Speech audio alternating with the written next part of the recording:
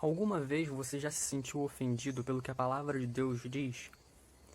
Bom, eu vou supor que se você tem um mínimo de conhecimento bíblico, que sim, que você já se sentiu ofendido alguma vez pelo que a palavra de Deus diz.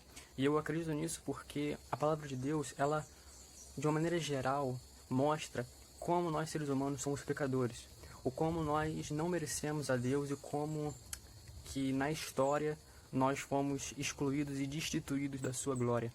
A palavra de Deus, o próprio Cristo no caso, disse que nós devemos negar a nós mesmos.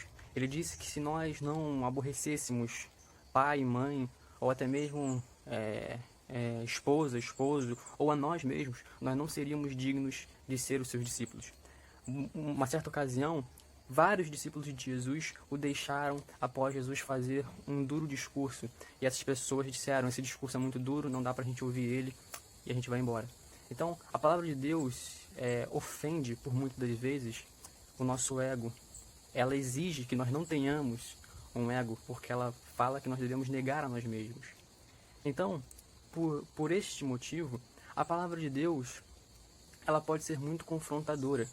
E o problema que se surge mediante a isso é que nós amamos o nosso conforto. Nós amamos a zona de conforto. E quando a palavra de Deus ataca a nossa zona de conforto, pode ser que nós venhamos procurar meios para que a própria palavra de Deus não seja assim tão agressiva, não seja assim tão danosa às nossas vontades. Por isso, surge um problema para muitos de nós, que é o seguinte: nós procuramos meios para fazer com que o Evangelho nos incomode menos do que é para nos incomodar. Nós procuramos formas para fazer com que o Evangelho seja mais palatável. Procuramos formas para fazer com que o Evangelho se encaixe na nossa maneira de viver, na nossa maneira de pensar e de ver o mundo.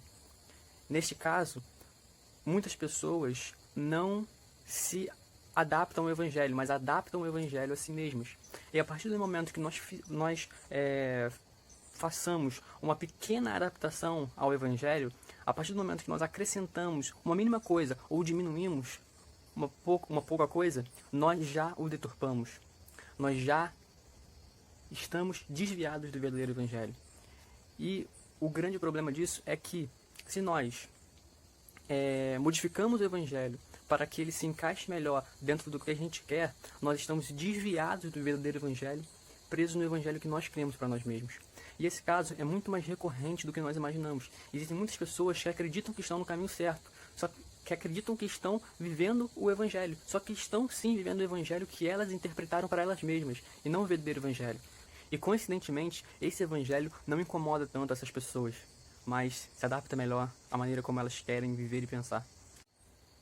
Mas como está escrito em Colossenses, nós devemos andar no Evangelho tal como nós o recebemos, ou seja, sem fazer alterações, sem fazer mudanças.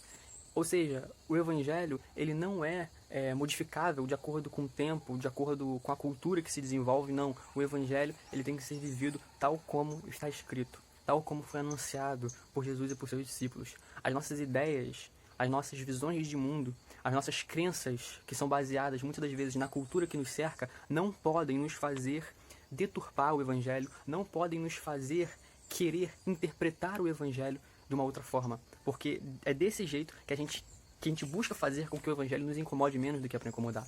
Mas na verdade, o Evangelho é para incomodar sim. O Evangelho é para mostrar o quanto você precisa da graça de Deus, o quanto você depende de Jesus Cristo. E se outro Evangelho prega alguma outra coisa, como diz o apóstolo Paulo, ele é anátema. Por isso que nós possamos buscar andar e viver no verdadeiro Evangelho, o puro e verdadeiro Evangelho de Jesus Cristo. Bom, se você gostou do vídeo, peço que você deixe seu like, se inscreva no canal, também envie para uma pessoa que você acha que também precisa ouvir isso. Valeu!